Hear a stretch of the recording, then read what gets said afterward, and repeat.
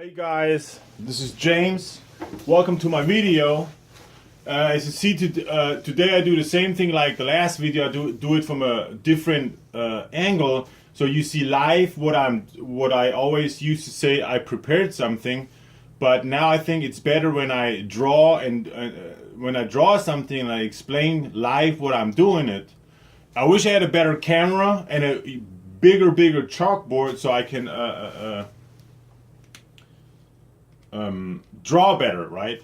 And keep it from distance, so myself in the picture then included.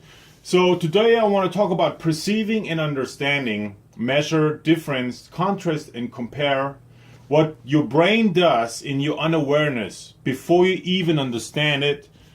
Because the perceiving is always first.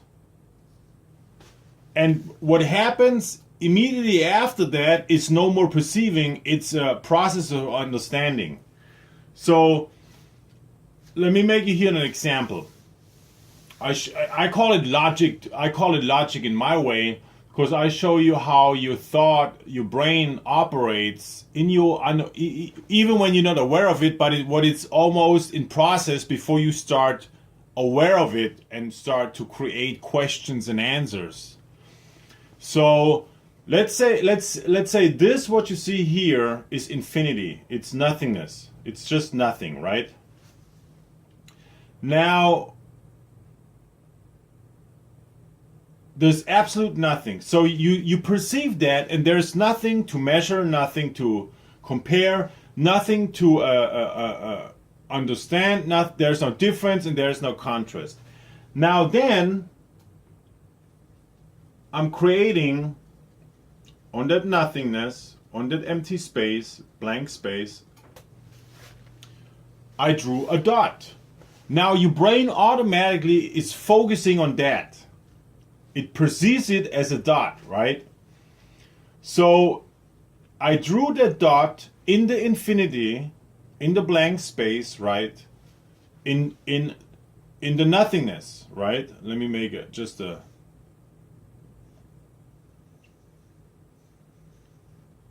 arrow. So this arrow points to nothingness. This is the blank, this is the nothingness, this is the empty space, and on this other side is the black dot. Now what I did already is I created a differences between something and nothingness, right? Because we said the white thing is nothingness and the object is suddenly something.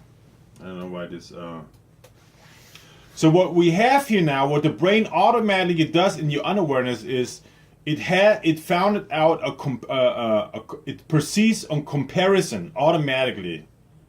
It's because it sees two things. It's very important. It sees two, or it's one and one, right?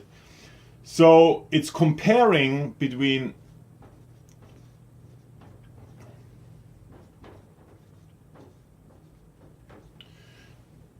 So now the brain says there is something,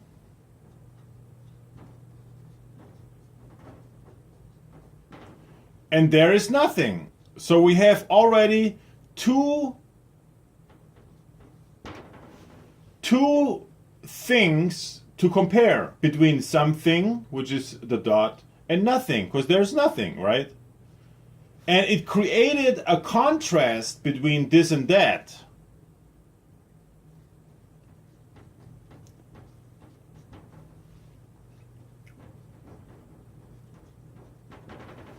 Which is, it realizes in this example that this is black, and this, in this situation, it's white.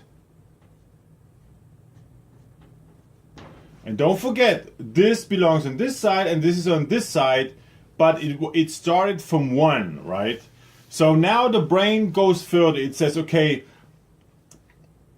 there's a dot, there's something. We give it a name, it's a dot. And there's nothing. So there's nothing to hold on. There's still nothing. We just know it's white and that's it. But here we already know it's black, and it's creating a contrast between this and that. but we still don't know what is that. We just know it's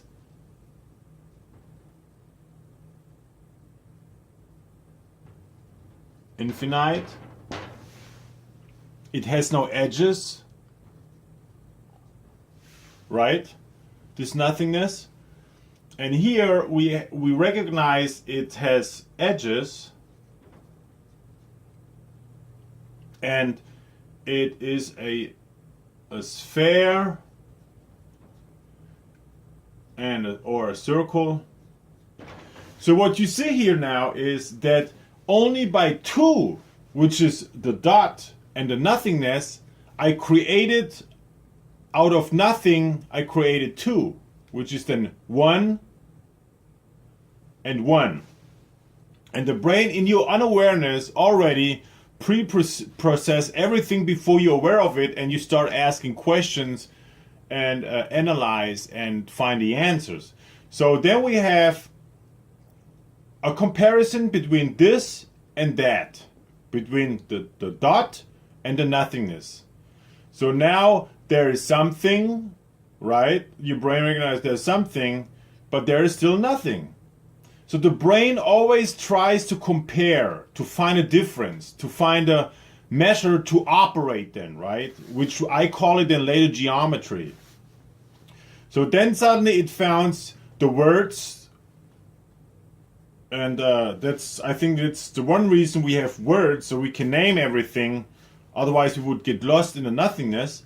So then we have here also the something and the nothing. And then we have on this side a contrast automatically created between the dot and the nothingness, right? So it's black here, and it's in this in this example it's white. It's white. So we have all these contrasts, and then we see here it has edges, it looks like a sphere, it looks like a circle, and here we still don't have nothing, right? There's nothing. It's just nothing. So now the brain and we created two, right? So now the brain is comparing, like, between something and nothing. It's a contrast between those two. This one is black and white. This one has edges and infinite. So it's comparing, right? And tries to put a value on either side, which is just a logical but not emotional. There should be never emotional differences or measure or contrast or to compare to create a value, right? So now and just imagine, just because of that dot and nothing, right? Look what the brain has already created, this structure of geometry, right? Comparison between the dot and the nothingness, or the blank, the infinite, you know. Then the brain next steps recognize that there is something because it's focusing on that, because there's nothing to focus, there's nothing to hold on, right? And then it created a contrast between something and nothing. Then it recognized that this is black and this is white. And then it recognized that that this has edges. It looks like a sphere and a circle. And this here has nothing. It's infinite and has no edges. Now the brain compares. Now this is the data between this and that to compare. It has its data. And out of that, the brain creates questions. Out of that, it creates questions and find answers and explanations.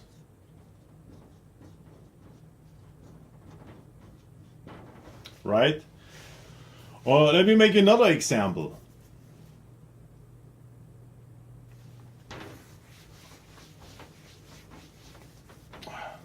It's said that they made this white. It should be just like glass, so transparent glass. So I made another example. there's nothing. It's infinite, right? It's blank. There's nothing. Nothing to hold on, nothing to grab, nothing to perceive, nothing to, there's nothing to measure, no difference, no contrast, nothing to compare. It's just blank. Now, when I draw a line, your brain automatically, your optic perception automatically focuses on this. What have I just done? I created in this empty space a line. What is really important to do really research what really a line is. What is a line? What is the logical understanding of a line in itself? What is a line? A line is actually just the divider. I call it let's call it the divider. It doesn't matter if you do it like this, this, or this. It's dividing. A line is always dividing, right? It's a divider. Let me write it down here, divider. A divider is something that it's a division. Divider, a division, and it's just a line I draw right here in this empty blank canvas space. So I draw a line. What does your brain automatically perceive when it sees this? It thinks that this is the divider, the division, and you automatically create two, right? This side and this side. So it's two, right? So when we go further, is when we divide a line, right? It created this side and this side automatically, and it's compare again, like the previous example. This is an object, and it's comparing with this nothingness, right? So we can go on like this, and let me just draw in this example a square. What your eye perceive, your brain perceive, is a square in the nothingness. Meaning, you have separated this space where it was before. You have separated it by drawing an edge, a line, right? So you have separated the space. I call it the outer space in this example, and the inner space, which is this inside.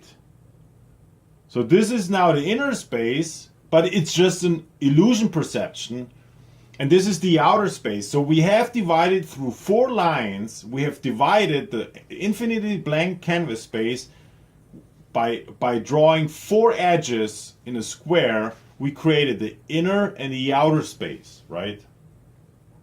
And let's say that this length, and now the brain measures it calculates. Now, let's say this length is 4 centimeter, right? Each side of it, 4 centimeter square, right? And if we would take the half of it and go in, the half of it is 2, right? The half of 4 centimeter is 2, and if I draw 2 in it, I just go 1 on each side in, right? Let me make it here 2, and then let me just connect it. So what I've done here is I divided the infinity space by 4 lines. A lines is something very, very thing we have to really research in its depth, because a line is actually nothing. It's just that your brain knows it's a mark. It's a mark. It's a mark. It's a divider. It's a division. Every line is a division, a divider, and it's a divider, a division creates always a difference. It creates a contrast. It creates a comparison. It creates the differences. So then by drawing those 4 lines, we created the outer space and the inner space. And now we gave it a value which is 4 centimeter is each side, so 4 centimeter. If we take the half of it, which is 2 centimeter, right, is then, when you see it here, let me write 2 centimeter, and here is 1 centimeter, and here is 1 centimeter, 1 centimeter. It's the same thing together. All four are 4 centimeter. 1, 2, and 3. 1 and 2 is 3, and 1 is 4. So they the same measures, right? So now I can take so now I've created in the inner space another inner space. So it's one space, which is infinite, then the second space, and then the third space. This is the optical perceiving how our brain functions, and it creates constantly measure differences, contrast, and comparison.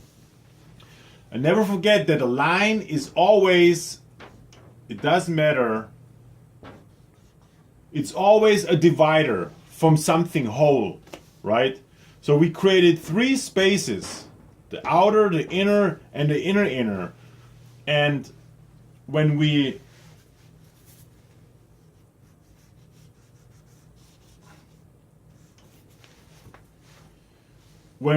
did this, this is the 2 centimeters, this is 1 and 1. Now, when we take this out, when we take the inner space, and we just put it out here,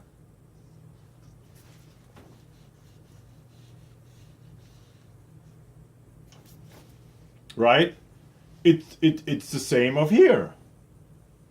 It was here, 2 centimeter, right?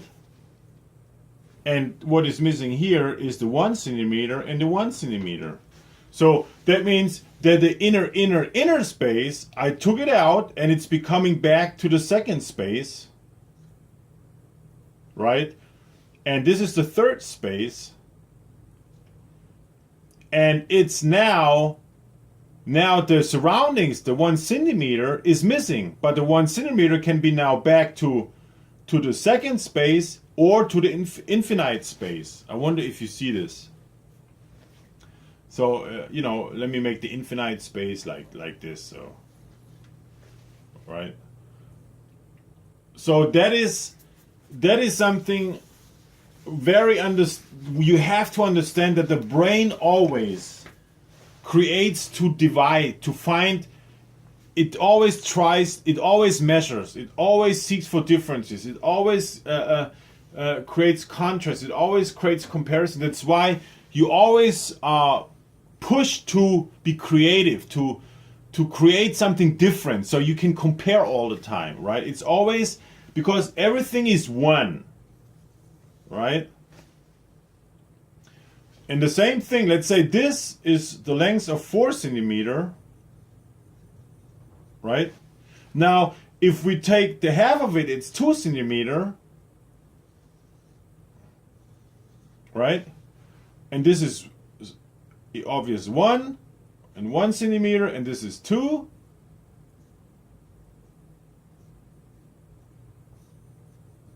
Right?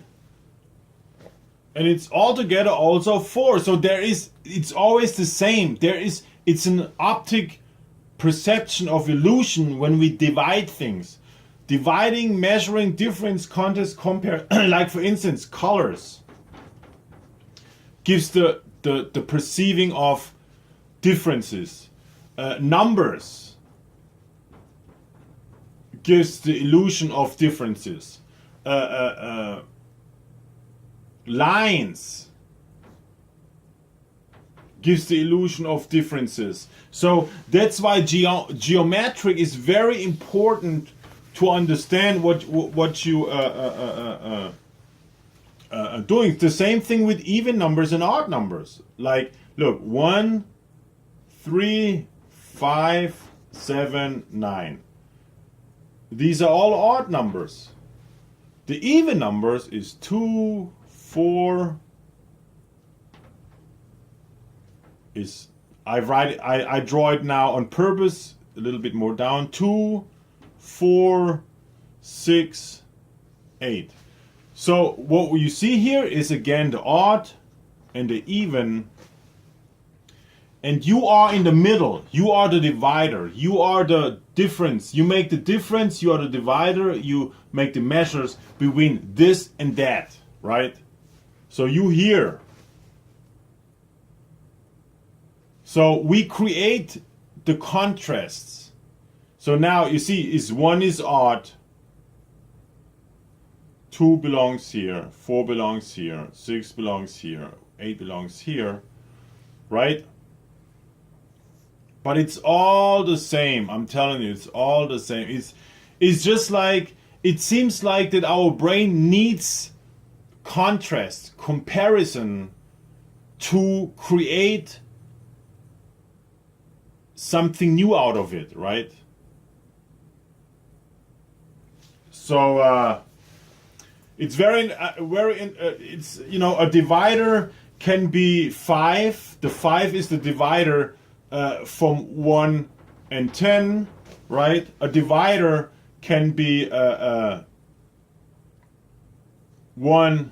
and 3, which is odd and even. Odd and even is in this case the divider. You can there's so many things, you know, it's so many things, and it's really to understand to understand the logic behind all it, that optic perception, perceiving in geometry and what we are dealing with all over the time, you have to be really sensitive to see all those things, okay? So thank you for watching, and hope to see you next time. This is James. Bye.